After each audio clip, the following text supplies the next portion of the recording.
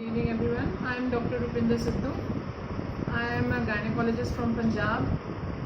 So today I want to share my experience as a fellow with Dr. Rita Bakshi. I joined here for 3 months for fellow in IVF. So I found this course and this center, if I would like to grade it, I will give it A+ grade.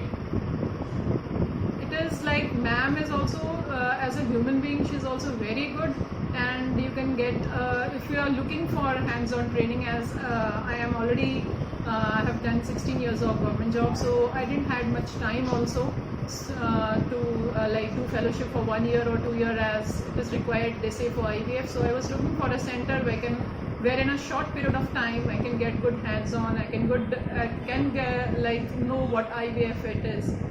So when I came here, so I'll advise, like, it is my I want to say that this is a best center. You can say it is a best center with best working atmosphere, and ma'am gives she gave us hands-on experience on ultrasound, on ova pickup and everything. In embryology lab and embryologists, they are also very cooperative. So I found this course of IVF of 3 months. It is as good as doing like 1 year, 2 year fellowship of IVF if you are looking for it. Thank you. दिखाना क्या बोला?